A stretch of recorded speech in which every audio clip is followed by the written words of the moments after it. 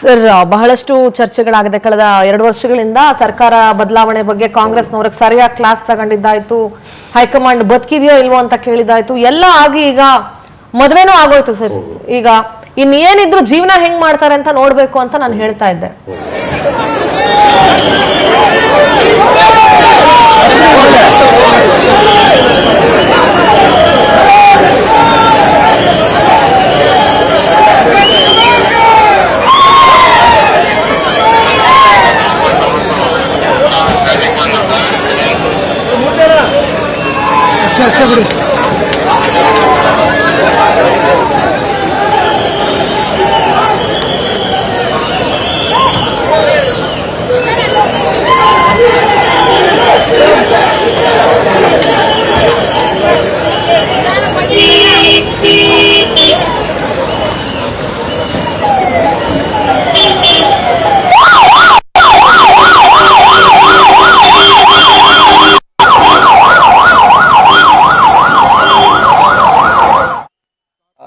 ಸಹಕಾರ ಸಹಾಯವನ್ನ ಕೇಳ್ತಾರೆ.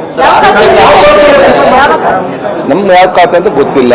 ಪ್ರತಿಯೊಂದು ಖಾತೆ ಕೂಡ ಮಹತ್ವದ ಖಾತೆ, ಅದ್ರಲ್ಲಿ ಸಣ್ಣ ಖಾತೆ ದೊಡ್ಡ ಖಾತೆ ಅಂತ ಏನು ಇರುವುದಿಲ್ಲ. ಬಹುಶಃ ಪ್ರತಿಯೊಂದು ಖಾತೆಯನ್ನು ಕೂಡ ರಾಜ್ಯ ಇನ್ನೂ ಕೂಡ ಮುಂದೆ ತೆಕ್ಕೊಂಡು ಹೋಗ್ತಾ ಇದ್ದೇನೆ. ದಿನೇಶ್ ಅವರು ಕೂಡ ಚೆನ್ನಾಗಿ ಮಾಡಿದ್ದಾರೆ. ಏನಿದ್ರು ನಾವು ಜೊತೆಯಾಗಿ ಕ್ಯಾಬಿನೆಟ್ ಡಿಪಾರ್ಟ್ಮೆಂಟ್ ನಮ್ದಾದ್ರೂ ಕೂಡ ಅದಕ್ಕೆ ಸಲಹೆ ಸೂಚನೆ ಕೊಟ್ಟು ಅದನ್ನು ಮುಂದೆ ತಗೊಂಡು ಹೋಗಲಿ ಎಲ್ಲರಿಗೂ ಅವಕಾಶ ಇದೆ. Will work as a team. ಸಚಿವ ಸಂಪುಟ ಹಿರಿಯರು ಮತ್ತು ಹಿರಿಯರ ಒಂದು ಸಮ್ಮಿಶ್ರಣದಲ್ಲಿ ಇರುತ್ತೆ ಅಂತ ಹೇಳಿದ್ರು. ಇನ್ನೂ ಕೂಡ ಸಾಕಷ್ಟು ಖಾಲಿ ಇರ್ತಕ್ಕಂಥದ್ದು. ಸೊ ಯಾರೆಲ್ಲ ಸೇರ್ಪಡೆ ಆಗುವುದು ಇಲ್ಲ, ಈ ಬಗ್ಗೆ ನನಗೆ ಮಾಹಿತಿ ಅಷ್ಟೇನೂ ಇಲ್ಲ. ಆದರೆ ಉತ್ತಮವಾದ ಒಂದು ಕ್ಯಾಬಿನೆಟ್ ಈಗಾಗಲಿದೆ, ಹಿಂದೆ ಕೂಡ ಇತ್ತು, ಇನ್ನು ಸೇರೋರು ಕೂಡ ಉತ್ತಮವಾಗಿ ಇರ್ತಾರೆ. ಬೆಳಗಾವಿ ಅಧಿವೇಶನ ಮಾಡುವ ನಿಮ್ಮ ಕನಸು ಮಾತ್ರ ಈಡೇರಿಲ್ಲ ಸರ್. ಮಳೆಗಾಲದ ಅಧಿವೇಶನ ಮಾಡುವಂತ ಕನಸು ಈಡೇರಲಿಲ್ಲ. ಸ್ಪೀಕರ್ ಆಗಿ ನಡೆಸಬಾರಂದ್ರೆ ಅವಕಾಶ ಸಿಕ್ಕಿಲ್ಲ ಅಷ್ಟೇ. ರಸ್ತೆಯಲ್ಲಿ ಭಾಗವಹಿಸ್ತೇವೆ. ಸಚಿವರಾಗಿ ಮುಖ್ಯ ಕಾರಣ ಹಾಗೇನಿಲ್ಲ.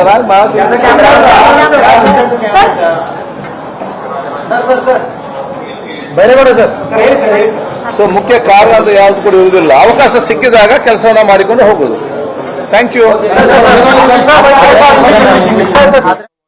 ಸಮೀಲ ಸರ್, ಸಾಕಷ್ಟು ಅಡೆತಡೆಗಳ ನಂತರ, ಹೋರಾಟದ ನಂತರ ಒಂದು ಯುದ್ಧ ಮಾಡ್ದಂಗೆ ಆಗೋಗಿದೆ ಡಿ ಕೆ ಶಿವಕುಮಾರ್ಗೆ. ಇವತ್ತು ಸ್ವಲ್ಪ ರಿಲ್ಯಾಕ್ಸ್ ಮೂಡ್ ನಲ್ಲಿ ಇದ್ದಂಗೆ ಅಂತ ಅನಿಸ್ತಾ ಇತ್ತು. ಸೊ ಚಾಲೆಂಜ್ಗಳ ಬಗ್ಗೆ ಮಾತಾಡೋಣ ಸರ್ ಇವಾಗ. ಯಾಕಂದ್ರೆ ಅಧಿಕಾರ ಹಸ್ತಾಂತರ ಆಯ್ತು, ಎಲ್ಲ ಆಯ್ತು, ಕಾಂಗ್ರೆಸ್ ಪಕ್ಷಕ್ಕೆ ಬಹಳ ಖುಷಿಯಾಗಿರ್ಬೋದು ಬೇರೆಯವರು ಹೊಸ ಸಾರಥಿ ಬಂದ್ರು ಅಂತ. ಆದ್ರೆ ಜನರಿಗೆ ಖುಷಿ ಆಗೋದು ಅಭಿವೃದ್ಧಿ ಆದಾಗ ಮಾತ್ರ ಸರ್. ಸೊ ಎಷ್ಟು ಚಾಲೆಂಜಸ್ ಇದೆ ಅಂತ ಅನ್ಸುತ್ತೆ ಸರ್. ಸಮೀಲ ಸರ್ ಹೇಳಿ. ಒಂದು ಈ ಘಟನೆ, ರಾಜಭವನದ ಈ ಮನ್ವಂತರದ ಘಟನೆ, ಅದು ಕೇವಲ ಅಧಿಕಾರ ಹಸ್ತಾಂತರ ಅಂತ ಸೀಮಿತಗೊಳಿಸಲ್ಲ. ಕಾಂಗ್ರೆಸ್ ಪಕ್ಷದ ಪಾಲಿಗೆ ಒಂದು ಜನರೇಷನ್ ನಿಂದ ಇನ್ನೊಂದು ಜನರೇಷನ್ಗೆ ಅಧಿಕಾರ ಹಸ್ತಾಂತರ ಅಂತ ನಾನು ತುಂಬಾ ಸರಿ ಹೇಳಿದ್ದೀನಿ. ಈಗ ಅದೊಂದು ಮುಖ್ಯಮಂತ್ರಿಯಾಗಿ ಡಿ ಕೆ ಶಿವಕುಮಾರ್ ಅವರು ಪ್ರಮಾಣ ವಚನ ಸ್ವೀಕಾರ ಮಾಡುವ ಮೂಲಕ ಹೊಸ ತಲೆಮಾರಿಗೆ ಅಧಿಕಾರ ಹಸ್ತಾಂತರ ಆಗಿರೋದು ಈ ಡೆವಲಪ್ಮೆಂಟ್ ಇಂದ ನಮಗೆ ಕ್ಯಾಟಗಾರಿಕಲ್ ಆಗಿ ಗೊತ್ತಾಗುತ್ತೆ. ನಂಬರ್ 1. ನಂಬರ್ 2, ಆದ್ರೆ ಈ ಕ್ಯಾಬಿನೆಟ್ ರಚನೆಯನ್ನ ನೋಡಿದಾಗ ಅದೇನದು ನ್ಯೂ ಬಾಟಲ್ ಓಲ್ಡ್ ವೈನ್ ಅಂತ ಕರೀತಾರ, ಆ ಥರದ್ದೇನೋ ಹಂಗನ್ಸುತ್ತೆ. ಯಾಕೆ ಅಂತಂದ್ರೆ ಕಳೆದ ಸರ್ಕಾರದಲ್ಲಿ 4-5 ಮಂತ್ರಿಗಳನ್ನ ಬಿಟ್ಟರೆ ಇನ್ನು ಉಳಿದ ಮಂತ್ರಿಗಳ ಕಾರ್ಯವೈಖರಿ ಜನರ ಆಕ್ರೋಶಕ್ಕೆ ಗುರಿಯಾಗಿತ್ತು. ಮತ್ತೆ ಪರ್ಫಾರ್ಮೆನ್ಸ್ ಇರಲಿಲ್ಲ. ಅವರ ಮೇಲೆ ಆಂಟಿ ಇನ್ಕಂಬೆನ್ಸಿ ಇತ್ತು. ಅವರಲ್ಲಿ ಕೆಲವು ಮಂತ್ರಿಗಳನ್ನ ಸೀನಿಯರ್ಸ್ಗಳನ್ನ ಡ್ರಾಪ್ ಮಾಡೋದ್ರ ಮೂಲಕ ಆ ಆಂಟಿ ಇನ್ಕಂಬೆನ್ಸಿನ ಅವಾಯ್ಡ್ ಮಾಡಿಕೊಂಡು ಹೊಸ ಮುಖಗಳನ್ನ ತಂದು ವಿತ್ ಫ್ರೆಶ್ ಸ್ಟಾರ್ಟ್ ಅನ್ನುವಂತಹ ಹೊಸ ಯುವ ನಾಯಕನ ಸಾರಥ್ಯದಲ್ಲಿ ಹೊಸ ಕ್ಯಾಬಿನೆಟ್ ಶುರು ಆಗುವ ಒಂದು ಹೊಸ ಇಮೇಜ್ ಅನ್ನ ಕೊಡುವಂತಹ ಸಾಧ್ಯತೆ ಇತ್ತು. ಆದರೆ ಈ ಸಂಪುಟದಲ್ಲಿ ಈಗ ಮುನಿಯಪ್ಪ ನೀವು ಏನ್ ಮಾಡ್ತೀವಿ? ಯಾಕೆ ತಗೋಬೇಕು? ಅವಶ್ಯಕತೆ ಈಗ ಮುಖ್ಯಮಂತ್ರಿ ವಿವೇಚನೆ ಬಿಟ್ಟಿದ್ದು ಎಲ್ಲವೂ ಸರಿ, ನಾವು ಹೊಸ ಮುಖಗಳಿಗೆ ಆದ್ಯತೆ ಕೊಡ್ತೀವಿ ಅಂತ, ಜಾತಿವಾರು ಲೆಕ್ಕಾಚಾರ ಸಮಾಧಾನ ಮಾಡ್ತೀವಿ ಅಂತ ನಮಗೆ ಆಶ್ಚರ್ಯ ಆಯ್ತದು. ಸರ್, ಮುನಿಯಪ್ಪನ ಬಗ್ಗೆ ಅವ್ರ ಮಗಳಂತ ಯಾಕೆ ತಗೋಬೇಕು? ಹೀಗಾಗಿ ವ್ಯಕ್ತಿಗತವಾಗಿ ನಮಗೆ ರಾಜಗುರು ದ್ವಾರಕನಾಥ್ ಮಾತಾಡ್ತಾರೆ. ಪ್ರಮಾಣದ ಸ್ವೀಕಾರ ಮಾಡಿದ್ದಾರೆ. ಒಳ್ಳೇದಾಗಲಿ, ದೇವರು ಒಳ್ಳೆ ಶಕ್ತಿ ಕೊಟ್ಟು, ಒಳ್ಳೆ ಆರೋಗ್ಯ, ಸುಖ ಸಂತೋಷ ಎಲ್ಲ ಕೊಟ್ಟು ಈ 6 ಕೋಟಿಗೂ ಮಿಗಿಲಾಗಿರ್ತಕ್ಕಂಥ ಕನ್ನಡ ಜನಸಂಖ್ಯೆಯನ್ನು ಕಾಪಾಡಿ ಎಲ್ಲರೂ ಹಿತವನ್ನು ಬಯಸಿ ರಾಜ್ಯಭಾರ ಮಾಡಬೇಕು. ಆದರೆ ಅವರು ಸುಖವಾಗಿ ಇರಬೇಕು ಅಂತಂದರೆ ಪ್ರಜೆಗಳ ಏನಿದೆ ಅಂತ ಅವರ ಆಗ್ಬೋಳನ್ನು ಅರಿತುಕೊಂಡು ಅವರನ್ನು ಮಾತಾಡಿಸಿ ನೇರ ರಾಜರ ಸಂಪರ್ಕ ಪ್ರಜೆಗಳಿಗೆ ಇರಬೇಕು, ಪ್ರಜೆಗಳಿಗೆ ರಾಜರ ಸಂಪರ್ಕ ಆಗಬೇಕು. ಆ ಸಂಪರ್ಕ ಬದ್ಧರಾಗಿ ಜಿಲ್ಲೆಗೆಲ್ಲ ಹೋಗಿ ತಾಲೂಕಲ್ಲಿ ಜನಗಳನ್ನು ನೋಡಬೇಕು ಅಂತ ನೋಡ್ರೆ ಇಷ್ಟಪಡ್ತಾರೆ. ಎಲ್ಲ ತಾಲೂಕು ಮುಖ್ಯಮಂತ್ರಿ ನೋಡಲಿ ಪಾಪ ಅಂತ ಒಂದು ದಿನ ಬಂದು ಆಯಾ ಹಳ್ಳಿಗೆ ಹೋಗಿ ಕೆಲಸ ಮಾಡಿ ಗೆದ್ದು ಬಂದಾಗಲೇ ಜೀವನ ಸಾಧಿಸ್ಬಾರ್ದು. 2 ವರ್ಷಗಳ ಅವಧಿ ಹೆಂಗಿರುತ್ತೆ ಅಡತೆ?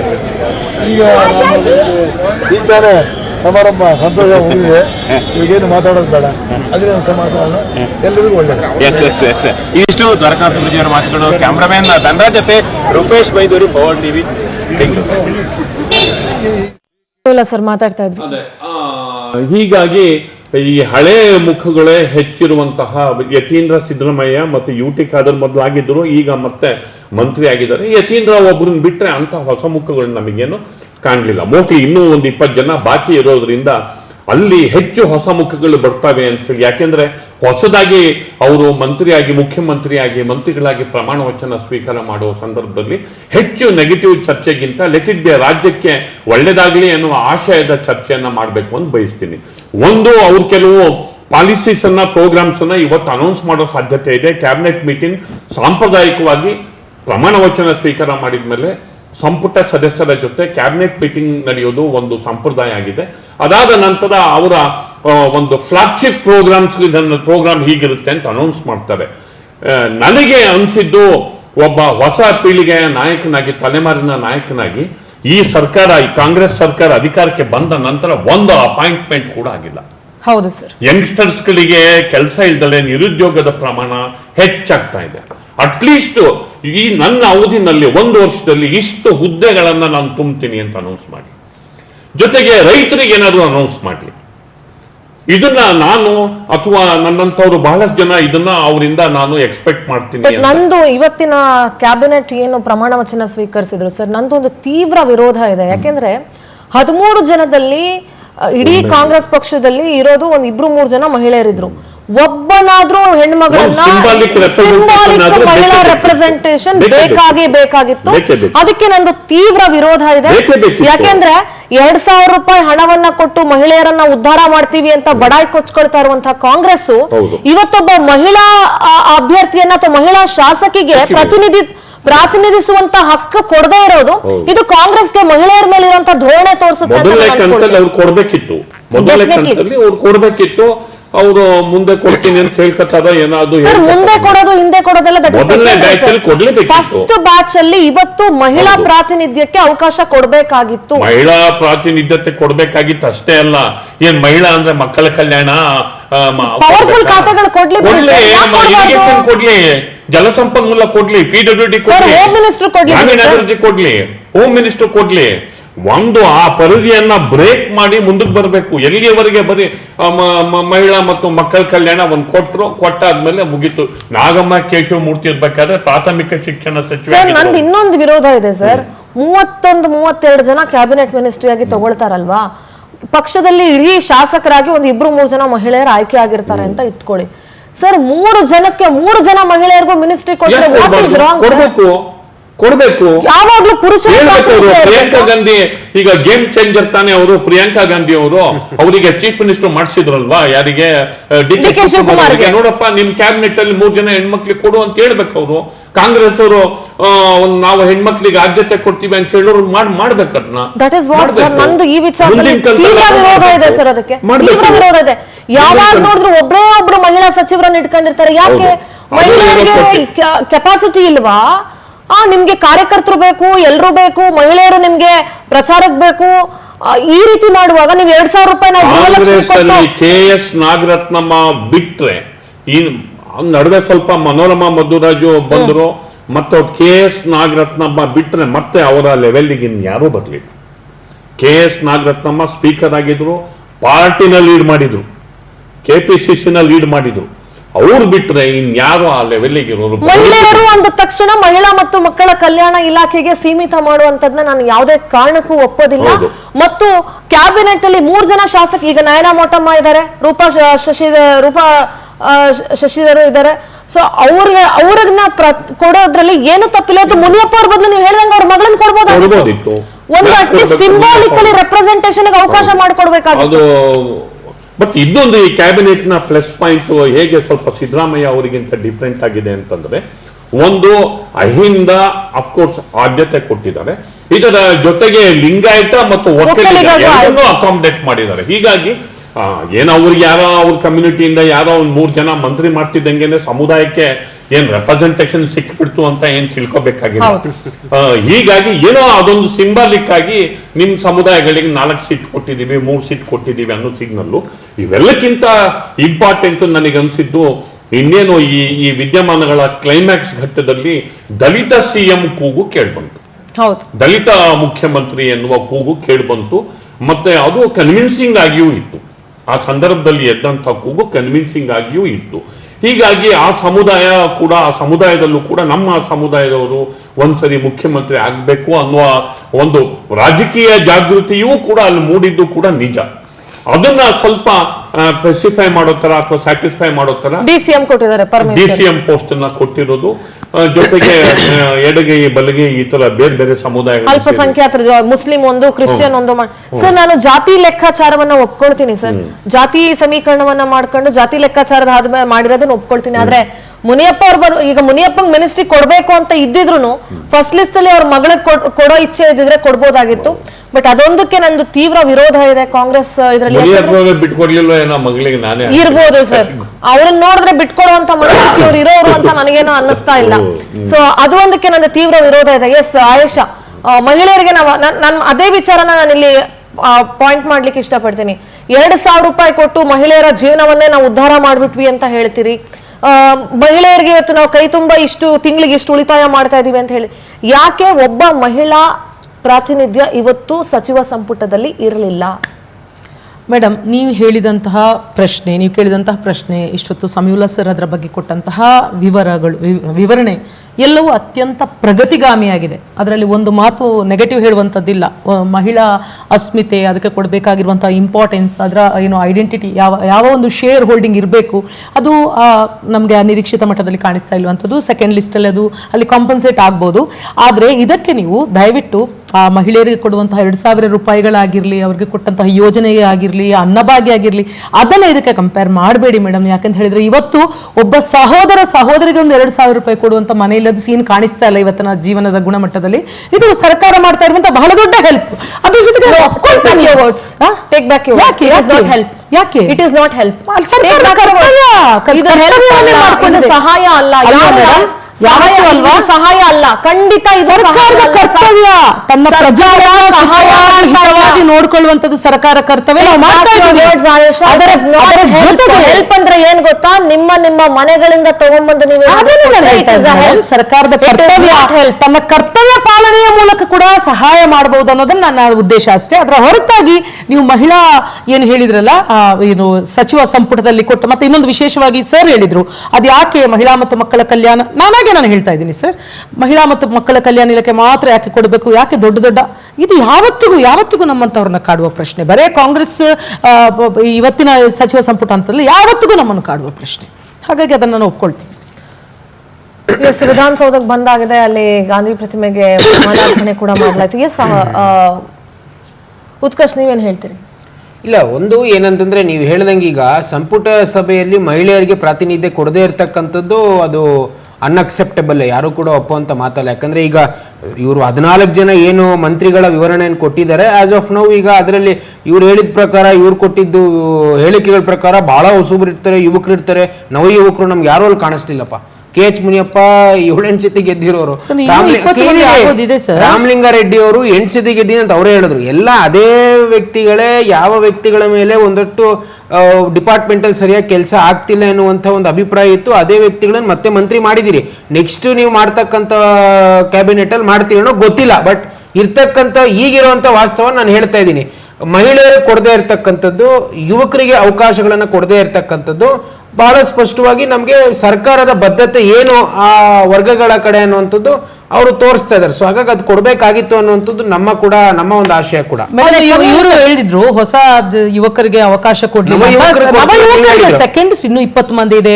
ಹಳೆ ಬೇರು ಹೊಸ ಚಿಗುರು ಎನ್ನುವಂತ ಕಾಂಬಿನೇಷನ್ ಅಲ್ಲಿಯೇ ನಮ್ಮ ಸಚಿವ ಸಂಪುಟ ರೆಡಿ ಆಗುತ್ತೆ. ಇಲ್ಲಿ ಇನ್ನೊಂದು ಪ್ರಶ್ನೆ, ಯತೀಂದ್ರ ಸಿದ್ದರಾಮಯ್ಯನ ವಿಚಾರ ಬಂದಾಗ DCM ಪೋಸ್ಟ್ಗೆನೆ ಅವ್ರ ಹೆಸರು ಹರಿದಾಡ್ತಾ ಇತ್ತು.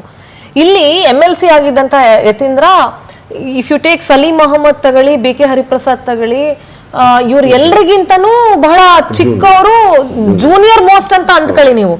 ಕೇವಲ ಸಿದ್ದರಾಮಯ್ಯನವ್ರ ಮಗ ಅನ್ನೋ ಕಾರಣಕ್ಕೆ ಯತೀಂದ್ರಂಗೆ ಸ್ಥಾನ ಸಿಗ್ತಾ ಇವಾಗ. ಹೌದು, 100%. ಅದು ಪ್ರಭಾವ ಬಳಸಿ ಸಿದ್ದರಾಮಯ್ಯನವ್ರನ್ನ ಸಮಾಧಾನ ಮಾಡೋದಕ್ಕೆ ಮತ್ತು ಅವರಿಗೆ ಆ ಸಮುದಾಯ, ಕುರುಬ ಸಮುದಾಯದಲ್ಲಿ ಸಿದ್ದರಾಮಯ್ಯ ಬದಲಾವಣೆಯಿಂದ ಉಂಟಾಗಿರಬಹುದಾದ ಬೇಸರವನ್ನ ಅವ್ರ ಮಗನಿಗೆ ನಾವು ಮಂತ್ರಿ ಮಾಡಿದ್ವಿ ಅಂತ ಶಮನ ಮಾಡೋದಕ್ಕೆ ಕೊಟ್ಟಿರುವಂತಹ ಒಂದು ರಿಹೆಬಿಲಿಟೇಷನ್ ಪ್ಯಾಕೇಜ್. ಇದು ಈಗ ಏನಾದ್ರೂ ಪಕ್ಷದ ಒಳಗಡೆ ಆಂತರಿಕ ಕಲಹಕ್ಕೆ ಕಾರಣ ಆಗುತ್ತಾ ಸರ್? ಯಾಕೆಂದ್ರೆ ಯತೀಂದ್ರಂಗಿಂತಾನು ಸೀನಿಯರ್ ಮೋಸ್ಟ್ ಗಳಿರುವಾಗ ಸದ್ಯಕ್ಕಂತೂ ಆತರ ಏನ್ ಕಾಣ್ತಿಲ್ಲ. ಯಾಕೆ ಅಂತಂದ್ರೆ ಸಿದ್ದರಾಮಯ್ಯನವರು ಮುಖ್ಯಮಂತ್ರಿ ಸ್ಥಾನವನ್ನ ಬಿಟ್ಟು ಕೊಟ್ಟಿರೋದ್ರಿಂದ ಅವ್ರ ಮಗನಿಗೆ, ಈ ಮಕ್ಕಳಿಗೆ ಟಿಕೆಟ್ ಕೊಡೋದು, ಮಕ್ಕಳಿಗೆ ಅಧಿಕಾರ ಕೊಡೋದು ಮಾಮೂಲಿ ಆಗ್ಬಿಟ್ಟಿದೆ. ಈಗ ಇದರಲ್ಲೇ ಈಗ ಧರ್ಮಸಿಂಗ್ ಮಗ ಮಂತ್ರಿ ಆಗಿದ್ದು ಕ್ಲಬೆ ಮಾಡ್ತಿಲ್ವಾ? ದಿನೇಶ್ ಗುಂಡೂರಾವ್ CM ಮಗ ಅಲ್ವಾ, ಮಾಜಿ CM ಮಗ ಅಲ್ವಾ? 3-4 ಜನ ಇದ್ದಾರೆ. ಕುಮಾರ್ ಇವರು ಬಂಗಾರಪ್ಪ ಪ್ರಾಥಮಿಕ ಶಿಕ್ಷಣ ಸಚಿವರಾಗಿದ್ದಲ್ಲ, ಬಂಗಾರಪ್ಪ ಅವ್ರ ಮಗ ಅಲ್ವಾ? ಹಿಂಗಾಗಿ ಅದು ಕಾಮನ್ ಆಗ್ಬಿಟ್ಟಿದೆ. ಮುಂದೆ ನಮ್ಮ ಮಕ್ಕಳಿಗೂ ಟಿಕೆಟ್ ಸಿಗ್ಬೇಕಾದ್ರೆ ಕೊಡ್ತಾರೆ ಬಿಡು, ಇದನ್ನು ಒಂದು ಸಂಪ್ರದಾಯ ಆಗ್ಲಿ ಅಂತ MLAಗಳೇ ಸುಮ್ಮನಾಗ್ಬಿಡ್ತಾರೆ. ನಾನು ಉತ್ಕರ್ಷಿಗೆ ಹೇಳಿದ್ದು, ಅವರು ಉತ್ಕರ್ಷ ಕೆಲವು ಸಚಿವರನ್ನ ಟೀಕೆ ಮಾಡಿದ್ರು. ಓಕೆ, ಮಾಡ್ಲಿ. ಒಂದು, ಇವತ್ತು DK ಶಿವಕುಮಾರ್ ಯಡಿಯೂರಪ್ಪ ಅವರ ಮನೆಗೆ ಹೋದ್ರು, ದೇವೇಗೌಡರ ಮನೆಗೆ ಹೋದ್ರು, ಒಂದು ಗೆಸ್ಚರ್ ಅನ್ನ ತೋರಿಸಿದ್ರು. ಅಲ್ಲ, ಅದಲ್ಲ ನಾನು ಇನ್ನೂ ಹೇಳ್ತಿದ್ದೀನಿ, ಆಯ್ತಾ? ನೀವು ಕೇರಳದಲ್ಲಿ ತಗೊಳ್ಳಿ, ಪಿನರಾಯಿ ವಿಜಯನ್ ಬಂದು ಪ್ರಮಾಣ ವಚನ ಕಾರ್ಯಕ್ರಮದಲ್ಲಿ ವೇದಿಕೆ ಮೇಲೆ ಕೂತಿದ್ರು. ನೀವು ಸೆಂಟ್ರಲ್ ಮಿನಿಸ್ಟರ್ ಆಗಿದ್ರಲ್ಲ, BJP leader, Kerala leader Rajeev Chandrasekhar ವೇದಿಕೆ ಮೇಲೆ ಕೂತಿದ್ರು. ಇವತ್ತು ಬರ್ಬೋದಲ್ವಾ? ಇದು ರಾಜ್ಯದ ಕಾರ್ಯಕ್ರಮ. ಮುಖ್ಯಮಂತ್ರಿಯಾಗಿ, ಉಪಮುಖ್ಯಮಂತ್ರಿಯಾಗಿ ಸಚಿವರು ಕಾರ್ಯಕ್ರಮ ತೋದ್ಕೊಂಡಿದ್ದು ಒಂದು ರಾಜ್ಯದ ಕಾರ್ಯಕ್ರಮ. ಪ್ರತಿಪಕ್ಷಗಳಿಗೂ ಅಷ್ಟೇ ಪ್ರೋಟೋಕಾಲ್ ಇರುತ್ತೆ, ಅಷ್ಟೇ ಸೌಹಾರ್ದ ಇರುತ್ತೆ. ಯಾಕೆ ಬರಲ್ಲ? ಇದೇನು ಕಾಂಗ್ರೆಸ್ ಪಾರ್ಟಿ ಪ್ರೋಗ್ರಾಮ? ಬರಬೇಕು. ಲೀಡರ್ ಆಫ್ ಅಪೋಸಿಷನ್ ಇಬ್ರು ಬಂದು ಕುತ್ಕೋಬೇಕು ತಾನೆ. ಪಾರ್ಟಿ ಅವು ಸಂವಿಧಾನಬದ್ಧ ಹುದ್ದೆಗಳೇ. ಬೈಯೋದು, ಟೀಕೆ ಮಾಡೋದು, ಪ್ರೊಟೆಸ್ಟ್ ಮಾಡೋದು ಅದು ಪಾರ್ಟ್ ಆಫ್ ದಿ ಸಿಸ್ಟಮ್ ಇರುತ್ತೆ. ಒಂದು ಸರ್ಕಾರ ರಚನೆ ಆಗ್ಬೇಕಾದ್ರೆ ಅಪೋಸಿಷನ್ ಲೀಡರ್ಸ್ಗಳು ಕೂಡ ಬಂದು ಅದ್ರಲ್ಲಿ ಪಾಲ್ಗೊಳ್ಳೋದು, ಅಲ್ಲಿ ಬಂದು ಕೂರೋದು, ನೋಡೋದು, ಅದರ ಒಂದು ಭಾಗ ಬರ್ಬೇಕಾಗಿತ್ತು. ಅಶೋಕ್ ಬರ್ಬೇಕಿತ್ತು. ಜವಾಬ್ದಾರಿ ಅದು. ಈಗ ಟೀಕೆ ಮಾಡಿದ್ರೆ ಸರ್, ಇದನ್ನ ಯಾಕೆ ಮಾಡಲ್ಲ ನೀವು ಸರ್? ಅದಕ್ಕೆಲ್ಲ ಘನತೆ ಅನ್ನುವಂಥದ್ದು ಇದೆಯಲ್ಲ, ಅದು ಎಲ್ಲರಿಗೂ ದಕ್ಕುವಂತದ್ದಲ್ಲ. ಅದು ಬೇಜಾರ್ ಮಾಡಬೇಡಿ, ಅಲ್ಪರಿಗೆ ದಕ್ಕುವಂತದ್ದಲ್ಲ. ಅದು ಬಹಳ ದೊಡ್ಡದಾದಂತಹ ಒಂದು ಮೌಲ್ಯ. ಅದನ್ನು ತೋರಿಸ್ಲಿಕ್ಕೂ ಅಷ್ಟು ದೊಡ್ಡ ಹೃದಯವಂತಿಕೆ ಬೇಕಾಗತ್ತೆ. ಹಾಗಾಗಿ ಅದು ನಡೆದಿಲ್ಲ ಅಂತ ಅಂದ್ಕೊಳ್ತೀನಿ ನಾನು. ಅಂದ್ರೆ ದ್ವೇಷದ ರಾಜಕಾರಣಕ್ಕೆ ನಾಂದಿ ಸರ್ ಇವೆಲ್ಲ. ಆಗ್ಬಾರ್ದು ಮೇಡಮ್. DK ಶಿವಕುಮಾರ್ ಸರ್ ಅವ್ರನ್ನ ನೀವೆಲ್ಲ ಹೇಳಿದ್ರಲ್ಲ, ಹೊರಟು ಹಾಗೆ ಹೀಗೆ ಅಂತ ಎಂತ ಜಸ್ಟಿಸ್ ತೋರಿಸ್ತಾ ಇದ್ದಾರೆ. ಅದಕ್ಕೆ ಪ್ರತಿಸ್ಪಂದಿಸಬೇಕಾಗಿರುವಂತದ್ದು ರಾಜ್ಯದ ಹಿತದೃಷ್ಟಿ. ಸಂಬಂಧ ಇಲ್ಲ, ಎಕ್ಸ್ಪೀರಿಯನ್ಸ್ಗಳು. ಸೊ ಹೊರಟು, ಎಸ್ ಈಸ್ ಹೊರಟು. ಆಯ್ತು ಮೇಡಮ್, ಇವತ್ತು ಕರೆದಿದ್ದಾರಲ್ಲ, ಬಂದ್ರಾ ಯಾರಾದ್ರೂ? ಇವರೆಲ್ಲ ಬಂದ್ರಾ? See, we were talking about the same thing, Ayesha. ಅದನ್ನ ನಾನು ಉತ್ಕರ್ಷ್ ಅವರಿಗೆ ಅದನ್ನ ಹೇಳ್ತಾ ಇದ್ದೀನಿ. ಏನ್ ಹೇಳ್ತಾರೆ ಅವರು ಅಂತ ಬರ್ಬೇಕಿತ್ತು ಅಂತಾನೆ ನಾವು ಹೇಳ್ತಾ ಇರೋದು. ಸರ್, ಸತೀಶ್ ಜಾರಕಿಹೊಳಿ ಅವ್ರು ನೋಡಿದಾಗ ನನಗೆ ನೆನಪಾಯ್ತು, KPCC ಹುದ್ದೆ ಲಾಸ್ಟ್ ಮೂಮೆಂಟ್ ಅಲ್ಲಿ ತಪ್ಪು ಹೋಯ್ತು.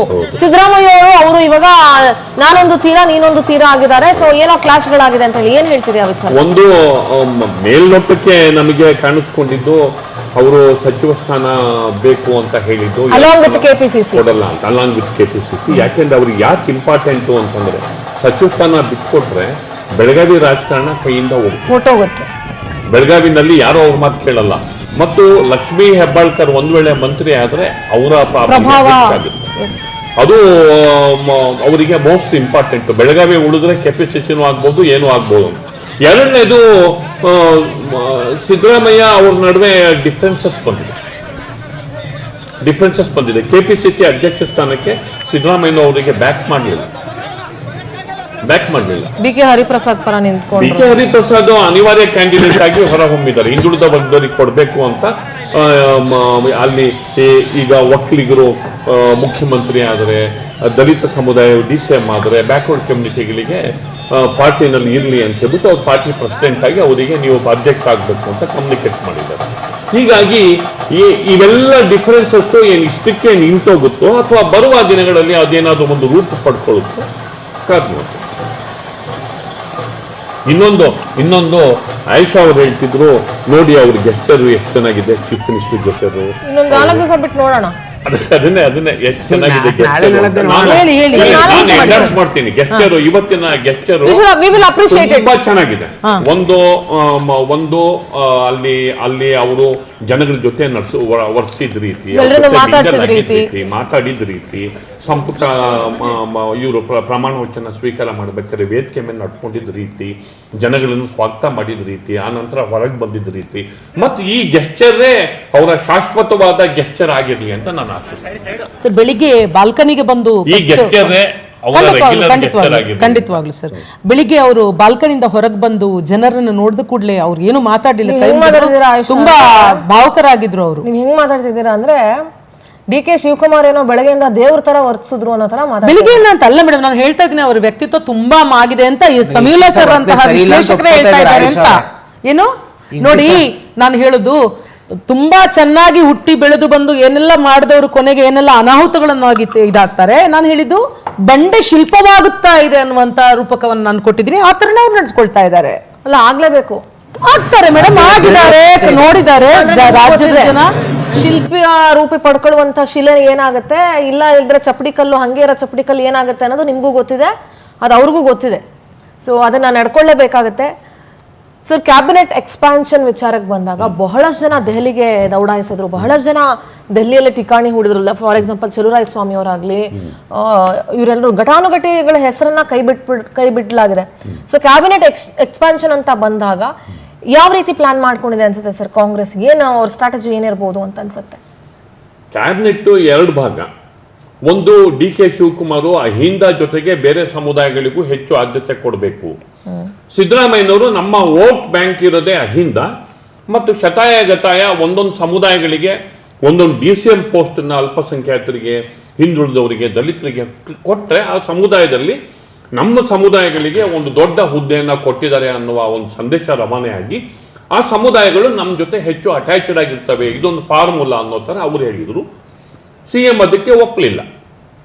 ಹೌದು, ಹೆಚ್ಚು DCM ಪೋಸ್ಟ್ಗಳನ್ನ ಕ್ರಿಯೇಟ್ ಮಾಡೋದ್ರಿಂದ ಮಲ್ಟಿಪಲ್ ಪವರ್ ಸೆಂಟರ್ಗಳಾಗ್ತವೆ ಮತ್ತು ಮುಖ್ಯಮಂತ್ರಿಯ ಪ್ರಭಾವ ತಗ್ಗುತ್ತೆ, ಅಡ್ಮಿನಿಸ್ಟ್ರೇಷನ್ಗೆ ಎಫೆಕ್ಟ್ ಹೊಡೆಯುತ್ತೆ. ಅಡ್ಮಿನಿಸ್ಟ್ರೇಷನ್ಗೆ ಎಫೆಕ್ಟ್ ಹೊಡೆಯುತ್ತೆ ಅನ್ನೋ ಒಂದೇ ಒಂದು ಕಾರಣಕ್ಕೆ ಅಲ್ಲಿ ಸ್ವಲ್ಪ ಕೋಆರ್ಡಿನೇಷನ್ ಆಗಿ ಕಡೆಗೆ ದಲಿತ ಮುಖ್ಯಮಂತ್ರಿ ಎನ್ನುವ ಕೂಗನ್ನ ಸಮಾಧಾನಿಸುವ ನಿಟ್ಟಿನಲ್ಲಿ ಪರಮೇಶ್ವರ್ ಅವರಿಗೆ ಅವರ ಸೀನಿಯಾರಿಟಿಯನ್ನು ಗಮನಿಸಿ ಅವರಿಗೆ DCM ಹುದ್ದೆಯನ್ನು ಕೊಡಲಾಯಿತು. ಇದು ಜನರಲ್ ಆಗಿ ಬಂದಂತಹ ಚರ್ಚೆ. ಇನ್ನು ಸಹಜವಾಗಿ ಕಮ್ಯುನಿಟಿ ವೈಸು ಈಗ ಎಡಗೈ, ಬಲಗೈ, ಕುರುಬ, ಲಿಂಗಾಯತ, ಒಕ್ಕಲಿಗ, ಹೀಗೆ ಎಲ್ರಿಗೂ ಇನ್ಕ್ಲೂಸಿವ್ ಆಗುವಂತಹ ಕ್ಯಾಬಿನೆಟ್ ಅನ್ನು ಅವ್ರು ಕೊಟ್ಟಿದ್ದಾರೆ. ಇದು ಮೊದಲ ಹಂತಕ್ಕೆ ಓಕೆ. ನೆಕ್ಸ್ಟ್ ಬೇಕಾದಷ್ಟು ಸವಾಲಿದೆ, ನೆಕ್ಸ್ಟ್ ಬೇಕಾದಷ್ಟು ಇಶ್ಯೂಸ್ ಇದೆ ಅವ್ರ ಮುಂದೆ. ಅದೇನು ಅಷ್ಟು ಈಸಿ ಅಲ್ಲ. ಯಾಕೆ ಅಂತಂದ್ರೆ ಓಲ್ಡ್ ಮೈಸೂರು ಇದೆಯಲ್ಲ, ಓಲ್ಡ್ ಮೈಸೂರನ್ನ ಕಾಂಗ್ರೆಸ್ ರೀಬಿಲ್ಡ್ ಮಾಡ್ಬೇಕೀಗ. ಯಾಕೆಂದ್ರೆ ಆಲ್ರೆಡಿ JDS ಟೇಕ್ ಓವರ್ ಮಾಡ್ತಾ ಇದೆ. ಎಸ್, ಎಕ್ಸಾಕ್ಟ್ಲಿ, ರೀಬಿಲ್ಡ್ ಮಾಡ್ಬೇಕು. ಅವ್ರು ಕುಮಾರಸ್ವಾಮಿ ಬಂದ್ರೆ ಸಣ್ಣ ಪ್ರೋಗ್ರಾಮು ಬಿಡ್ತಿಲ್ಲ. ಒಂದು ವಾರದಲ್ಲಿ ಆ ತುದಿಯಿಂದ ಈ ತುದಿಗೆ ಅವರಿಗೆ ಸರಿಯಾಗಿ ಕೌಂಟರ್ ಮಾಡೋದಕ್ಕೆ, ಆರ್ಗನೈಸ್ ಮಾಡೋದಕ್ಕೆ ಹಾಲಿ ಇರುವ ಸಚಿವರುಗಳಿಗೆ, ಶಾಸಕರ ಕೈಲಿ ಆಗ್ತಾ ಇಲ್ಲ. ಎಕ್ಸಾಕ್ಟ್ಲಿ. ಓಲ್ಡ್ ಮೈಸೂರಲ್ಲಿ ಇವರು ಮಂಡ್ಯ ಉಸ್ತುವಾರಿ ಇರ್ಬೋದು, ಮಂಡ್ಯ ಮಂತ್ರಿಗಳಿರ್ಬೋದು, ಮಂಡ್ಯ ಶಾಸಕರಿರ್ಬೋದು, ಮಾಡಕ್ ಆಗ್ತಾ ಇಲ್ಲ ಅವ್ರ ಕೈಲಿ. ಇದು ಈ ಬಿಡದಿ ಇಶ್ಯೂ ಏನಾದ್ರು ದೇವೇಗೌಡರು ಟೇಕ್ ಓವರ್ ಮಾಡಿದ್ರೆ ಬಿಡದಿ ಇಶ್ಯೂನ ಹೇಗೆ ಮುಖ್ಯಮಂತ್ರಿಗಳು ಹ್ಯಾಂಡಲ್ ಮಾಡ್ತಾರೆ ಅಂದ್ರೆ, ಯಾಕೆ ಅಂತಂದ್ರೆ it has potential to have impact on Congress in national level. ರಾಷ್ಟ್ರ ಮಟ್ಟದಲ್ಲಿ ಕಾಂಗ್ರೆಸ್ ಪಕ್ಷಕ್ಕೆ ಅದು ಕಾಂಗ್ರೆಸ್ ಪಕ್ಷದ ಮೇಲೆ ಪರಿಣಾಮ ಬೀರುವಷ್ಟು ಪೊಟೆನ್ಷಿಯಲ್ ಇರುವಂತಹ. ಸರ್, ಇವ್ರು ಹೆಂಗೆ ರೈತರ 3 ಯೋಜನೆಗಳ ವಿರುದ್ಧವಾಗಿ ಇವ್ರು ಹೆಂಗ್ ಸಪೋರ್ಟ್ ಮಾಡಿದ್ರು, ಈಗ ಅದೇ ತರ ಅವ್ರು ಬಂದು ಇವ್ರಿಗೆ ಸಪೋರ್ಟ್ ಮಾಡ್ಕೊಂಡು ಕುತ್ಕೊಳ್ತಾರೆ. ಅದು ಹೇಗೆ ಮುಖ್ಯಮಂತ್ರಿಯಾಗಿ ಅವರು ಅದನ್ನ ಹ್ಯಾಂಡಲ್ ಮಾಡ್ತಾರೆ. ಅವರು ಜಾಣರೆ, ಡಿ ಕೆ ಶಿವಕುಮಾರ್ ಏನು ಕಮ್ಮಿ ಅಲ್ಲ. ಅವರು ಹಿ ಈಸ್ ವೆರಿ ಬ್ರಿಲಿಯಂಟ್. ಯಾವುದು ನಮ್ಮ ಎಗೇನೆಸ್ಟ್ ಹೋಗುತ್ತೆ, ಯಾವುದು ಒಪಿನಿಯನ್ ಬಿಲ್ಡಪ್ ಮಾಡ್ಬೋದು, ಯಾವುದು ಏನು ಮತ್ತೆ ನಾನು ಹೆಂಗೆ ಹ್ಯಾಂಡಲ್ ಮಾಡಬೇಕು ಅಂತ ಚೆನ್ನಾಗಿ ಗೊತ್ತು. ಅವರು ಇವತ್ತಿನ ಇಡೀ ವರ್ತನೆ ಖುಷಿ ತರುವಂತಹ ವಿಚಾರ. ಅವರು ಅದನ್ನ ಒಂದು ಪರ್ಸನಾಲಿಟಿಯಾಗಿ ಬಿಲ್ಡಪ್ ಮಾಡಿಕೊಂಡ್ರೆ ಅವರಿಗೆ ಒಳ್ಳೇದದು. ಹೀಗಾಗಿ ಬಿಡದಿ ವಿಚಾರವನ್ನ ಒಬ್ಬ ಮುಖ್ಯಮಂತ್ರಿಯಾಗಿ ಅವರು ಹೇಗೆ ಹ್ಯಾಂಡಲ್ ಮಾಡ್ತಾರೆ ಅನ್ನೋದು ಕೂಡ ಈ ಸರ್ಕಾರದ ಒಂದು ದೊಡ್ಡ ವಿಚಾರ. JDS ನನಗೆ ತಿಳಿದ ಮಟ್ಟಿಗೆ JDS ಈ ವಿಚಾರನ ಇಟ್ಕೊಂಡು ಹಳೆ ಮೈಸೂರಲ್ಲಿ ಅವರ ಪಾರ್ಟಿಯನ್ನ ಸ್ಟ್ರೆಂತ್ ಮಾಡೋದಕ್ಕೆ ಈಗ ಆಲ್ರೆಡಿ ಅವರು ಸ್ಟ್ರಾಟಜಿಯನ್ನ ಮಾಡಿದ್ದಾರೆ. ಆ ಸ್ಟ್ರಾಟಜಿ ಹೇಗಿರುತ್ತೆ ಅನ್ನೋದು ಅದು ಮುಂದಿನ ದಿನಗಳಲ್ಲಿ ಯಾಕೆ ಅಂತಂದ್ರೆ ಅವರು ಈಗ ದೇವೇಗೌಡರು ಗೆಜ್ಜಲ್ಗೆರೆ ಕೇಸು, ವಿಟ್ಲೇನಹಳ್ಳಿ ಕೇಸು, ಕುಣಿಗಲ್ ಗೋಲಿಬಾರು, ಕಂಚನಹಳ್ಳಿ ಗಂಗಾಧರ ಮೂರ್ತಿ ಪ್ರಕರಣ, ಈ ಲೆವೆಲ್ ಅದನ್ನ ಗ್ರಹಿಸ್ತಾ ಇದ್ದಾರೆ. ನನಗೆ ಬಂದಿರೋ ಮೂಲಗಳ ಪ್ರಕಾರ ಈ ಮಟ್ಟದಲ್ಲಿ ಅಂದ್ರೆ ಈ ಇಶ್ಯೂಸ್ ಅನ್ನ ಇಟ್ಕೊಂಡು ಇಡೀ ಓಲ್ಡ್ ಮೈಸೂರಿನಲ್ಲಿ JDS ಅನ್ನ ಆರ್ಗನೈಸರ್ ಆಗಿ ಮೇಲೆತ್ತೋದಕ್ಕೆ ಅವರು ಒಂದು ಪಕ್ಷ ಆಗಿ ಅವರು ಮಾಡ್ಕೋತಾರೆ. ಅದನ್ನ ಇವರಿಗೇನು ಗೊತ್ತಿಲ್ಲ ಅಂತೇನಿಲ್ಲ. ಅವರು JDS ಅನ್ನ ಪಳಗಿಸಿ ಇವರ ರಾಜಕೀಯ ಶುರುವಾಗಿದ್ದೇ ದೇವೇಗೌಡರ ವಿರುದ್ಧ ನಿಂತುಬಿಟ್ಟು. ಹೀಗಾಗಿ ಅದನ್ನ ಅವರು ಈಗ ಮುಖ್ಯಮಂತ್ರಿಯಾಗಿ ಡಿ ಕೆ ಶಿವಕುಮಾರ್ ಹೇಗೆ ಹ್ಯಾಂಡಲ್ ಮಾಡ್ತಾರೆ ಅನ್ನೋದು ಈ ಸರ್ಕಾರದ ಮೇಲೆ ತುಂಬಾ ಗುರುತರ ಪರಿಣಾಮ. ಮೇಡಮ್, ಅದೇ ಈಗ ನೋಡಿ, ಬಿಡದಿ ವಿಚಾರ ಕೂಡ ಭಾಳ ಇಂಪಾರ್ಟೆಂಟ್. ಯಾಕಂದರೆ ಈಗ ಸಮೀವುಲ್ಲಾ ಸರ್ ಹೇಳ್ದಂಗೆ ರೈತರ ಭಾಳಷ್ಟು ನೋಡಿ 2006ರಲ್ಲಿ ಇವ್ರು ಹೇಳೋ ಹಾಗೆ ಅವತ್ತು ಬೇರೆ ಪರಿಸ್ಥಿತಿ ಇತ್ತು ರೈತರದ್ದು, ಇವತ್ತು ಬೇರೆ ಪರಿಸ್ಥಿತಿ ಇದೆ. ಸೊ ಈಗ ಚೀಫ್ ಮಿನಿಸ್ಟರ್ ಆಗಿಬಿಟ್ಟಿದ್ದೀನಿ, ನಾನು ಏನು ಡಿಸಿಷನ್ ತೊಗೊಂಡ್ರು ಆಗುತ್ತೆ ಅಂತ ಹಾಗೆ ಡಿಸಿಷನ್ ತೊಗೊಳ್ಲಿಕ್ಕೆ ಆಗೋದಿಲ್ಲ. It's a very sensitive issue. ಮತ್ತು ಆ ವಿಚಾರದಲ್ಲಿ ರೈತರೆಲ್ಲ ಭಾಳ ದೊಡ್ಡ ಮಟ್ಟದಲ್ಲಿ ಒಂದು ಹೋರಾಟದ ಪ್ರಕ್ರಿಯೆನೇ ಶುರು ಮಾಡಿದ್ದಾರೆ. ಆಮೇಲೆ ದೇವೇಗೌಡ ಸಾಹೇಬರು ಕೂಡ ಅದನ್ನು ಭಾಳ ಸೀರಿಯಸ್ ಆಗಿ ತೊಗೊಂಡಿದ್ದಾರೆ. ಇನ್ಫ್ಯಾಕ್ಟ್ BJP ಅವರು ಕೂಡ. ಮತ್ತು ನೋಡಿ, ಇವತ್ತು ಅವರೆಲ್ಲ ದೇವೇಗೌಡರನ್ನ ಯಡಿಯೂರಪ್ಪನವ್ರನ್ನ ಭೇಟಿ ಮಾಡಿದ್ದು it's a very welcoming gesture. ಅದ್ರ ಬಗ್ಗೆ ನಮಗೆ ಗೌರವ ಇದೆ, ಅದ್ರ ಬಗ್ಗೆ ನಾವೇನು ಚಕಾರ ಎತ್ತಾ ಇಲ್ಲ. ಹಾಗಾಗಿ ಇಲ್ಲಿ ಇನ್ನೊಂದು ಸಮಸ್ಯೆ ಏನಂತಂದರೆ, ಆ್ಯಸ್ ಪರ್ ನಮಗಿರ್ತಕ್ಕಂಥ ನಾಲೆಡ್ಜ್ ಪ್ರಕಾರ ಸಿದ್ದರಾಮಯ್ಯನವ್ರನ್ನ ಕೂಡ ಬ್ಯಾಲೆನ್ಸ್ ಮಾಡುವಂಥ ಭಾಳ ದೊಡ್ಡ ರೆಸ್ಪಾನ್ಸಿಬಿಲಿಟಿ ಇದೆ. ಯಾಕಂದರೆ ಸಿದ್ದರಾಮಯ್ಯ ಅವ್ರು ಏನಿದ್ದಾರೆ, is more dangerous as A normal MLA. ಅವ್ರು ಚೀಫ್ ಮಿನಿಸ್ಟರ್ ಹೇಳಿದ್ನಲ್ಲ, ಎದುರುಗಡೆ ವಿರೋಧ ಪಕ್ಷದಲ್ಲಿ ಕೂರೋರ್ಗಿಂತ ಪಕ್ಕದಲ್ಲಿ ಕೂರೋಕ್ಕಿಂತ ಹಿಂದೆ ಕೂರೋ ಸಿದ್ದರಾಮಯ್ಯ ಬಹಳ ಡೇಂಜರಸ್, ವೆರಿ ಡೇಂಜರಸ್. ನೋಡಿ, ಸಿದ್ದರಾಮಯ್ಯನವರ ಅಷ್ಟು ಅವರ ಅನೇಕ ರಾಜಕೀಯ ಪಯಣಗಳನ್ನ ಮೈಲಿಗಳನ್ನು ನೋಡ್ತಾ ಇದ್ರೆ ಅಷ್ಟು ಸುಲಭವಾಗಿ ಸುಮ್ಮನೆ ಕೂರುವಂಥ ವ್ಯಕ್ತಿ ಅಂತೂ ಅಲ್ಲ ಅದು ಸಿದ್ದರಾಮಯ್ಯ ಸಾಹೇಬರು. ಅಷ್ಟು ಸುಮ್ಮನೆ ಕೂರಲ್ಲ ಅವರು, ಏನೋ ಒಂದು ಮಾಡೇ ಮಾಡ್ತಾರೆ. ನೋಡಿ, ಈ ವಿಚಾರದಲ್ಲೇ ತಗೊಳ್ಳಿ ನೀವು, ಸತೀಶ್ ಜಾರಕಿಹೊಳಿ ಅವರು KPCC ಪ್ರೆಸಿಡೆಂಟ್ ಮಾಡಬೇಕು, ಹರಿಪ್ರಸಾದ್ ಅವರು ಅಲ್ಲ, ನಾನು ಅದನ್ನೇ ಹೇಳ್ತೀರ. ನಾವು ಖಂಡಿತ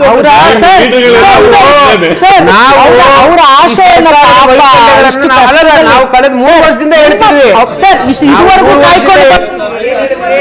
ಮುಖ್ಯಮಂತ್ರಿ ಬದಲಾವಣೆ ಆಗುತ್ತೆ ಅಂತ.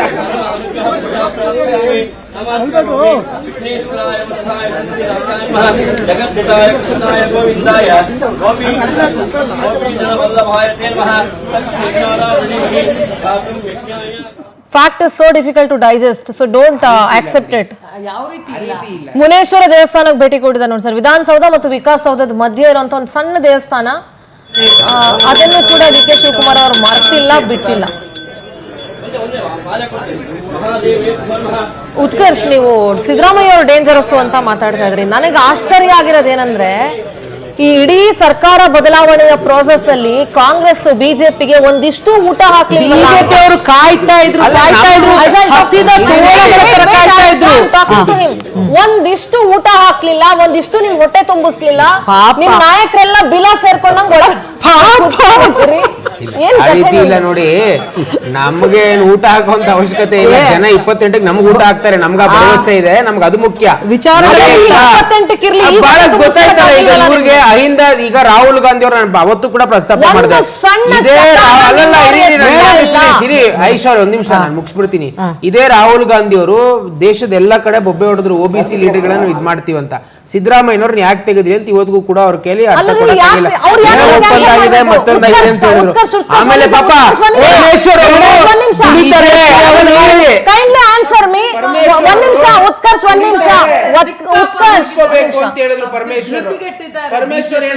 ವಿಧಾನಸೌಧದ ಕಚೇರಿ ಒಳಗಡೆ ಉತ್ತರ ಬಾಗಿಲಲ್ಲಿ ಎಂಟ್ರಿ ಕೊಟ್ಟು ಡಿ ಕೆ ಶಿವಕುಮಾರ್ ಒಳಗಡೆ ಹೋಗಿದ್ದಾರೆ. ಬಹಳ ಅದ್ಭುತವಾಗಿ ಅದನ್ನ ಡೆಕೋರೇಟ್ ಕೂಡ ಮಾಡಲಾಗಿದೆ. ಉತ್ತರ ದ್ವಾರದ ಮುಖಾಂತರ ಎಂಟ್ರಿಯನ್ನ ತೆಗೆದುಕೊಂಡ್ರು. ಕೆಲವೇ ಕ್ಷಣಗಳಲ್ಲಿ ಮೊದಲ ಸಂಪುಟ ಸಭೆ ನಡೆಯುತ್ತೆ. ಒಳಗಡೆ ಪೂಜೆ ಪುನಸ್ಕಾರಗಳನ್ನ ಕೂಡ ಗಂಗಾಧರ ಅಜ್ಜಯ್ಯ ಅವರು ನೆರವೇರಿಸಿದ್ದಾರೆ. ಡಿ ಕೆ ಶಿವಕುಮಾರ್ ಹೋದ್ಮೇಲೆ ಒಂದಷ್ಟು ಪೂಜೆ ಪುನಸ್ಕಾರಗಳನ್ನ ಮಾಡಲಾಗುತ್ತೆ. ವಾಸ್ತು ಪ್ರಕಾರವಾಗಿ ಅವರ ಟೇಬಲ್ಲು ಚೇರು ಎಲ್ಲವನ್ನ ಕೂಡ ಅರೇಂಜ್ ಮಾಡಲಾಗಿದೆ ಅಲ್ಲಿ. ಸೊ ವಿಧಾನಸೌಧಕ್ಕೆ ಪ್ರದಕ್ಷಿಣೆ ಕೂಡ ಹಾಕಿದ್ರು ಡಿ ಕೆ ಶಿವಕುಮಾರ್. ಸೊ ಈಗ ವಿಶೇಷ ಪೂಜೆ ನೆರವೇರಿದ ನಂತರ ಮೊದಲ ಕ್ಯಾಬಿನೆಟ್ ಸಭೆ ನಡೆಯುತ್ತೆ. ಏನ್ ಅನೌನ್ಸ್ ಮಾಡ್ತಾರೆ, ಯಾವ ವರ್ಗಕ್ಕೆ ಅನೌನ್ಸ್ ಮಾಡ್ತಾರೆ ಅನ್ನೋದನ್ನ ಕಾದ್ ನೋಡ್ಬೇಕು. ಎಸ್ ಉತ್ಕರ್ಷ್, ನೀವು ಹೇಳ್ತಾ ಇದ್ರಿ ರಾಹುಲ್ ಗಾಂಧಿ ಅವರು ಇದುವರೆಗೂ ಸಿದ್ದರಾಮಯ್ಯನ ಯಾಕೆ ಕೆಳಗಿಳಿಸಿದ್ರು ಅಂತ ಹೇಳಿ. See it is their party wish. ಸಿದ್ದರಾಮಯ್ಯನ ಇಳಿಸ್ತಾರೋ, ಡಿ ಕೆ ಶಿವಕುಮಾರ್ ಕೂರಿಸ್ತಾರೋ, ಇಲ್ಲ ಡಿ ಕೆನು ಇಳಿಸ್ಬಿಟ್ಟು ಇನ್ನೊಬ್ರನ್ನ ಕೂರಿಸ್ತಾರೋ, it is left to their party. ಯಾಕೆಂದ್ರೆ ನೀವು ಮೂರ್ ಜನ ಸಿಎಂ ಚೇಂಜ್ ಮಾಡಿದ್ರಿ. ಯಾಕೆ ಚೇಂಜ್ ಮಾಡಿದ್ರಿ? ಯಡಿಯೂರಪ್ಪ ಇಳಿಸಿದ್ರಲ್ಲ, ಯಾಕೆ ಇಳಿಸಿದ್ರಿ ನೀವು? ನಮ್ಮಲ್ಲಿ ಆ ಸಂದರ್ಭದಲ್ಲಿ ನಮ್ಮಲ್ಲಿದ್ದಂತ ಪಾಲಿಸಿ ಇತ್ತು ರೀ 75 ವರ್ಷ ಮೇಲ್ಪಟ್ಟ ಕೆಲವೊಂದು ಹಾಗಾಗಿ ಈಗ ಒಂದ್ ನಿಮಿಷಕ್ಕೆ ಸಿದ್ದರಾಮಯ್ಯನವರನ್ನ ಯಾಕೆ ಇಳಿಸಿದ್ವಿ ಅನ್ನೋ ಅಂತ ಅವ್ರು ಇಳಿಸ್ಕೊಂಡ್ಲಿ ಮಾಡ್ಲಿ, ಬಟ್ ನೋಡ್ತಾ ಇರ್ತಕ್ಕಂತ ಹಿಂದುಳಿದ ಸಮುದಾಯಗಳು ಉತ್ತರ ಕೊಡುತ್ತೆ. ಆಮೇಲೆ ಪರಮೇಶ್ವರ್ ಅವರು ಮೊನ್ನೆ ಸಭೆಯಲ್ಲಿ ಪಕ್ಷದ ಪಾಲಿಸಿ ಪ್ರಧಾನ ಮಂತ್ರಿಗಳಿಗೆ ಅಪ್ಲೈ ಆಗಲ್ವಾ? ಅಲ್ಲ ನೋಡಿ, ಡಾಕ್ಟರ್ ಜಿ ಪರಮೇಶ್ವರ್ ಅವರು ಆ ಸಭೆಯಲ್ಲಿ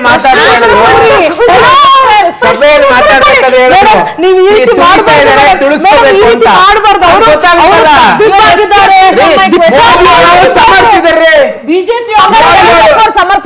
ಬಹಳ ಸಾಮರ್ಥ್ಯ ಇತ್ತು. ಬೇರೆ ಅವತ್ತಿನ ಡಿಸಿಷನ್ ಬೇರೆ ತಗೊಳ್ತು. ಆದ್ರೆ ಪರಮೇಶ್ವರ್ ಅವರು ತುಳಿತಾ ಇದ್ದಾರೆ,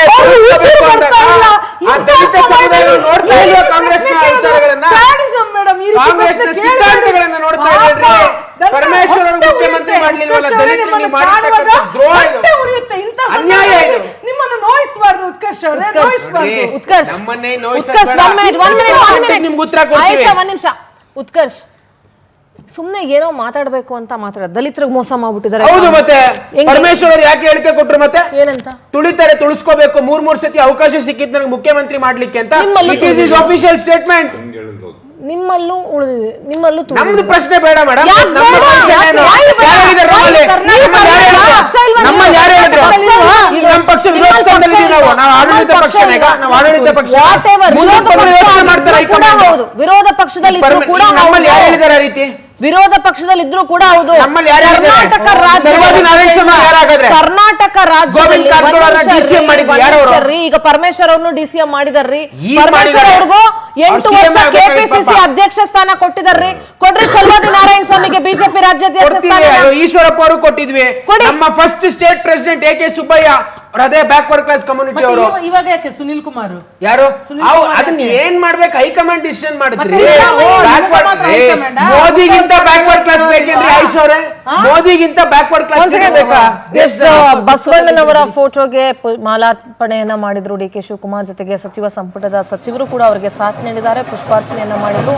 ಅಂಬೇಡ್ಕರ್ ಫೋಟೋ ಇರ್ಬೋದು, ಕೆಂಪೇಗೌಡರ ಸ್ಟ್ಯಾಚ್ಯೂ ಜೊತೆಗೆ ಗಾಂಧೀಜಿಯವರ ಪ್ರತಿಮೆಗೆ ಮಾಲಾರ್ಪಣೆಯನ್ನ ಮಾಡಿದ್ದಾರೆ, ಪುಷ್ಪಾರ್ಚನೆಯನ್ನ ಮಾಡಿದ್ದಾರೆ. ವಿಧಾನಸೌಧ ಪ್ರದಕ್ಷಿಣೆ ಮಾಡಿ ತದನಂತರ ಉತ್ತರ ದ್ವಾರದ ಮುಖಾಂತರ ಒಳಗಡೆ ಹೋಗಿದ್ದಾರೆ. ಬಸವಣ್ಣನವರ ಫೋಟೋಗೂ ಕೂಡ ಮಾಲಾರ್ಪಣೆಯನ್ನ ಮಾಡುವಂತ ಕೆಲಸ ಆಯಿತು. ಸಚಿವ ಸಂಪುಟದ ಸಹೋದ್ಯೋಗಿಗಳು ಡಿ ಕೆ ಸಾಥ್ ನೀಡಿದ್ದಾರೆ.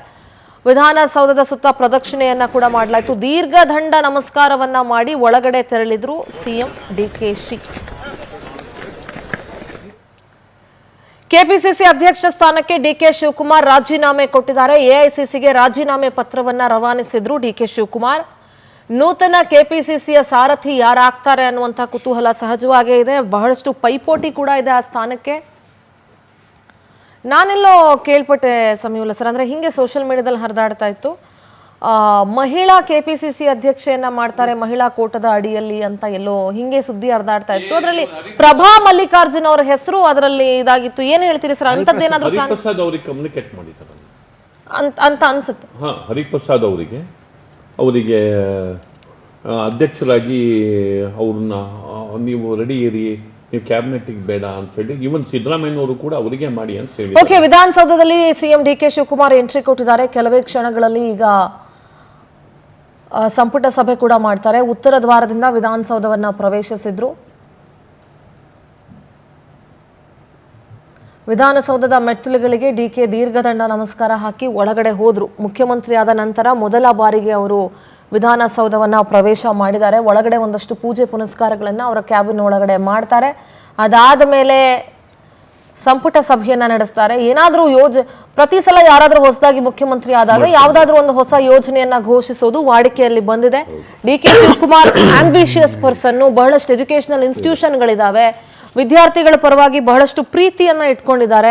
ಯುವಕರು ಯಾವಾಗಲೂ ಡಿಕೆ ಶಿವಕುಮಾರ್ನ ಹಲವಾರು ಭಾಷಣಗಳಲ್ಲಿ ನಾವು ನೋಡಿದೀವಿ, ಅವತ್ತು ಯಂಗ್ಸ್ಟರ್ಸ್ ಮುಂದಕ್ಕೆ ಬರಬೇಕು ಅಂತ ಹೇಳ್ತಿರ್ತಾರೆ. ಯಾಕೆಂದ್ರೆ ಅವರು ಕೂಡ ವಿದ್ಯಾರ್ಥಿ ದೆಸೆಯಿಂದಲೇ NSUI ಮುಖಾಂತರನೇ ಅವರು ಕೂಡ ಕಾಂಗ್ರೆಸ್ ಪಕ್ಷಕ್ಕೆ ಬಂದಂಥವ್ರು, ಯೂತ್ ಕಾಂಗ್ರೆಸ್ ಅಲ್ಲಿ ಸಕ್ರಿಯವಾಗಿ ತೊಡಗಿಸ್ಕೊಂಡಿದ್ದಂಥವ್ರು, ಅಲ್ಲಿಂದ ಬೆಳೆದು ಬಂದಿರೋದ್ರಿಂದ ಯುವಕರಿಗೆ ಅವರು ಮೊದಲ ಆದ್ಯತೆಯನ್ನ ಯಾವಾಗಲೂ ನೀಡ್ತಾರೆ ಅನ್ನೋ ವಿಚಾರ ಬಹಳ ಪ್ರತಿ ಸಲ ಅವರು ಬೇರೆ ಬೇರೆ ಇಂಟರ್ವ್ಯೂಗಳ ಸಂದರ್ಭದಲ್ಲೂ ಕೂಡ ಹೇಳಿದ್ದಾರೆ. ಸೊ ಈಗ ಯಾವ ಯೋಜನೆಯನ್ನ ಅನೌನ್ಸ್ ಮಾಡ್ತಾರೆ, ಏನಾದರೂ ಇನ್ನೊಂದು ಈಗ ಭೂ ಗ್ಯಾರಂಟಿ ಅಂತ ಇತ್ತೀಚೆಗೆ ಮಾಡಿದ್ರು, ಸೊ ಇನ್ಯಾವುದಾದ್ರೂ ಗ್ಯಾರಂಟಿಗಳನ್ನ ಅನೌನ್ಸ್ ಮಾಡ್ತಾರಾ ಅಥವಾ ಇರೋ ಗ್ಯಾರಂಟಿಯಲ್ಲಿ ಏನಾದರೂ ಮಾಡಿಫೈ ಮಾಡ್ತಾರಾ, ರೈತರಿಗೆ ಶ್ರಮಿಕ ವರ್ಗಕ್ಕೆ ಏನಾದರೂ ಅನೌನ್ಸ್ ಮಾಡ್ತಾರಾ, ಇದೆಲ್ಲದರ ಬಗ್ಗೆ ಬಹಳ ಕುತೂಹಲ ಇದೆ. ಮೊದಲ ಕ್ಯಾಬಿನೆಟ್ ಸಭೆಯ ಬಳಿಕ ಇದೆಲ್ಲ ವಿಚಾರಗಳು ಗೊತ್ತಾಗುತ್ತೆ.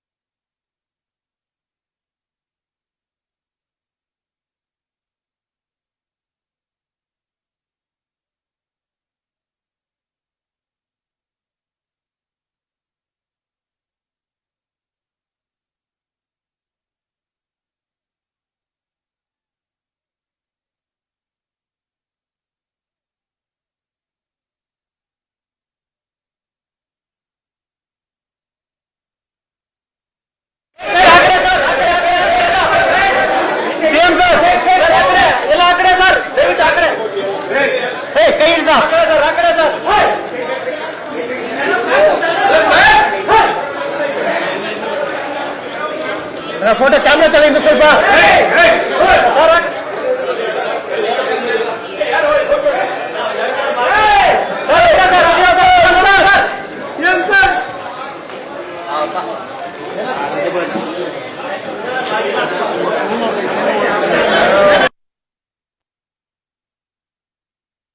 ಕ್ಯಾಮ್ರಾ ತಗೊಂಡು ಸ್ವಲ್ಪ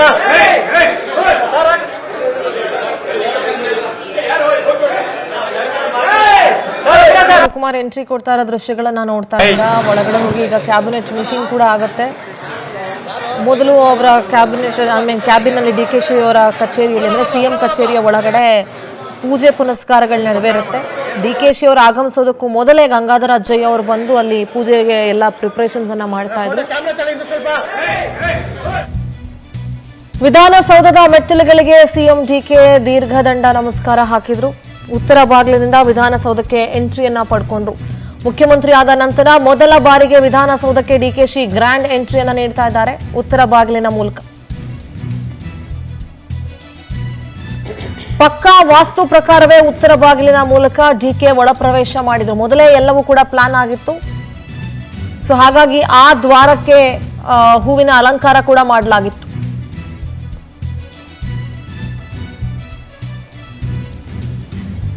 CM ಆಗಿ ಮೊದಲ ಬಾರಿಗೆ ವಿಧಾನಸೌಧಕ್ಕೆ DKಶಿ ಗ್ರ್ಯಾಂಡ್ ಎಂಟ್ರಿಯನ್ನ ನೀಡಿದ್ರು. ಪ್ರಮಾಣ ವಚನ ಸ್ವೀಕರಿಸುವಂತಹ ವೇದಿಕೆಯಿಂದ ಹಿಡಿದು ವಿಧಾನಸೌಧಕ್ಕೆ ಎಂಟ್ರಿ ಕೊಡೋವರೆಗೂ ಎಲ್ಲವೂ ಕೂಡ ವಾಸ್ತು ಪ್ರಕಾರ ನಡೆದಿದೆ. ಒಳಗಡೆ ಅವರ ಕ್ಯಾಬಿನ್ ಇದೆಯಲ್ಲ CM ಕಚೇರಿ, ಅದು ಕೂಡ ಈಗ ವಾಸ್ತು ಪ್ರಕಾರ ಬದಲಾವಣೆ ಆಗುತ್ತೆ. ಅವರ ಚೇರ್ ಸೀಟಿಂಗ್ ಪೊಸಿಷನ್ ಎಲ್ಲವೂ ಕೂಡ ಬದಲಾವಣೆ ಆಗುತ್ತೆ. ಇದು ವಿಧಾನಸೌಧಕ್ಕೆ ಅವರು ಎಂಟ್ರಿ ತೆಗೆದುಕೊಳ್ತಾ ಇರುವಂತಹ ದೃಶ್ಯವನ್ನ ನೀವು ನೋಡ್ಬೋದು.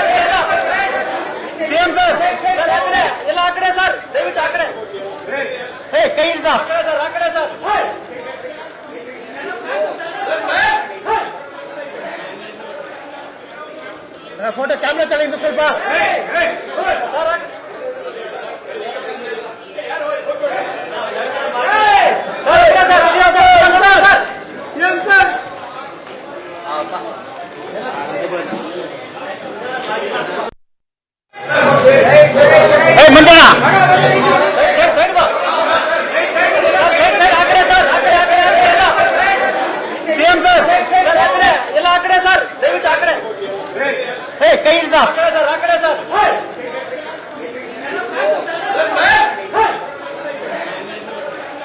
ಮೇಲೆ ಅವರು ಪ್ರಮಾಣ ವಚನ ಸ್ವೀಕಾರ ಮಾಡೋದಕ್ಕೂ ಮೊದಲು ದೀರ್ಘದಂಡ ನಮಸ್ಕಾರ ಹಾಕಿದ್ರು. ಅಲ್ಲೂ ಕೂಡ ಎಲ್ರಿಗೂ ನಮಸ್ಕಾರ ಮಾಡಿ ಪ್ರಮಾಣ ವಚನವನ್ನ ಸ್ವೀಕಾರ ಮಾಡ್ಲಿಕ್ಕೆ ಮುಂದಾದ್ರು ಅವರು.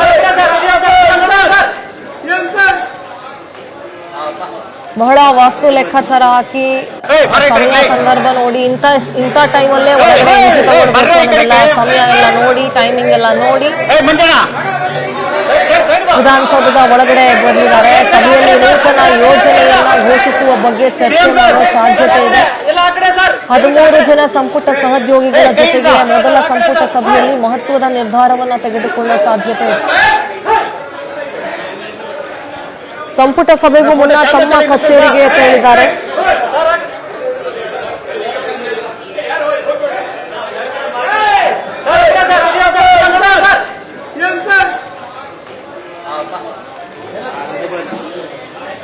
ವಿಧಾನಸೌಧದ ಸಂಪುಟ ಸಭಾ ಮಂದಿರದಲ್ಲಿ ಸಭೆ ನಡೆಯಿತು. ಈ ಹಿಂದೆ ಬಹಳಷ್ಟು ವರ್ಷಗಳಿಂದಲೂ ಡಿ ಕೆ ಶಿವಕುಮಾರ್ ವಿಧಾನಸೌಧಕ್ಕೆ ಬರ್ತಾ ಇದ್ದಾರೆ. ಆದ್ರೆ ಬಹುಶಃ ಇವತ್ತು ವಿಧಾನಸೌಧಕ್ಕೆ ಎಂಟ್ರಿ ತಗೊಳ್ಳೋ ಫೀಲಿಂಗೇ ಬೇರೆ ಇರುತ್ತೆ ಅವ್ರಿಗೆ ಮನಸ್ಸಿನಲ್ಲಿ. ಅವರ ಹೋರಾಟ ಇರ್ಬೋದು ಅಥವಾ ಅವರ ಕೆಲವೊಂದು ಅವಮಾನಗಳು, ಅವರು ಅನುಭವಿಸಿದಂತಹ ಕಷ್ಟಗಳು, ಅದೆಲ್ಲವೂ ಒಮ್ಮೆಲೆ ಸ್ಮೃತಿ ಪಟಲದಲ್ಲಿ ಬಂದು ಹೊಟ್ಟೋಗಿರುತ್ತೆ ಹಾಗೇನೆ. ಸೊ ಇಷ್ಟು ವರ್ಷ ಅವರು ವಿಧಾನಸೌಧಕ್ಕೆ ಬರೋದಕ್ಕೂ ಇವತ್ತು ಮುಖ್ಯಮಂತ್ರಿಯಾಗಿ ಒಳಗಡೆ ಬರ್ತಾ ಇರೋದಕ್ಕೂ ಬಹಳ ಬಹಳ ವ್ಯತ್ಯಾಸ ಇರುತ್ತೆ. ಆ ಇಮೋಷನ್ಸ್ ಏನಿದೆ ಅದು ಅವ್ರಿಗೆ ಮಾತ್ರ ಗೊತ್ತಿರುತ್ತೆ ಅನ್ಸುತ್ತೆ.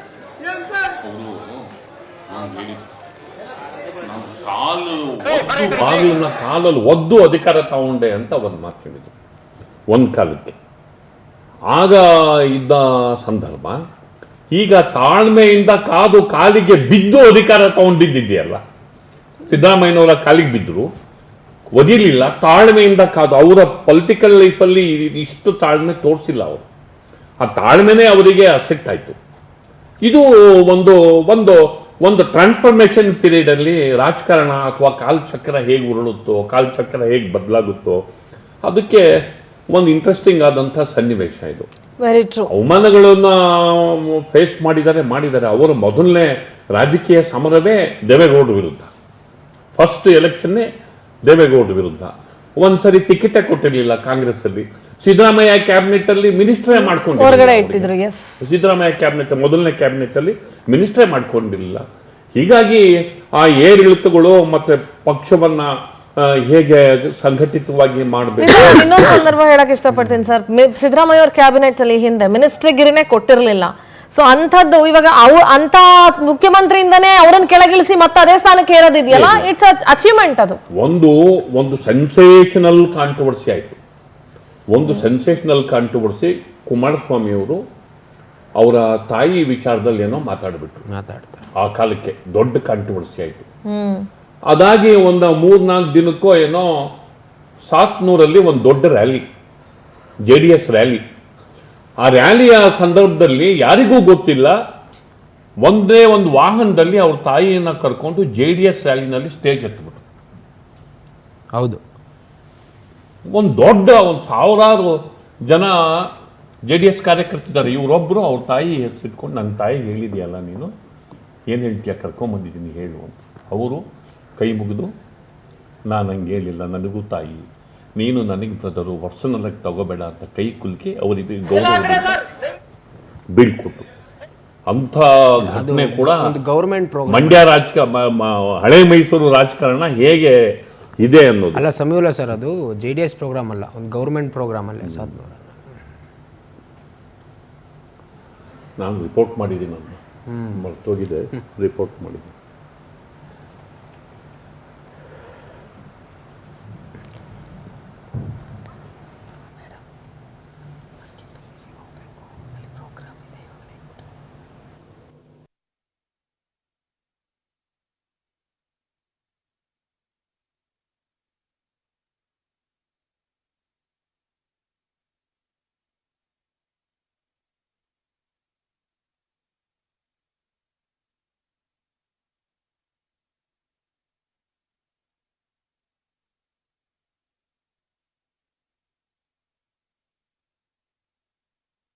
sir, thank you so much for joining us.